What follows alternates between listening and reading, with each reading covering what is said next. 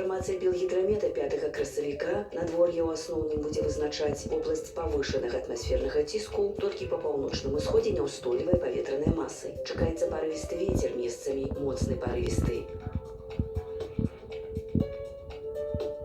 У Брэсце без істотных ападкаў плюс 17. І ў Гродні 17 цяпла без істотных ападкаў. У Віцебску плюс 10, невялікі кароткачасовы дождж.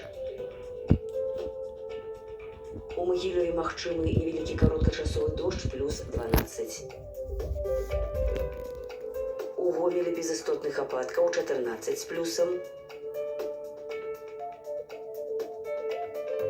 У Мінску 13 градусаў цяпла і без істотных ападкаў. У бліжэйшыя дні ў сталіцы у панядзелак плюс 11 кароткачасовы дождж, у аўторак плюс 9 градусаў, часам дождж.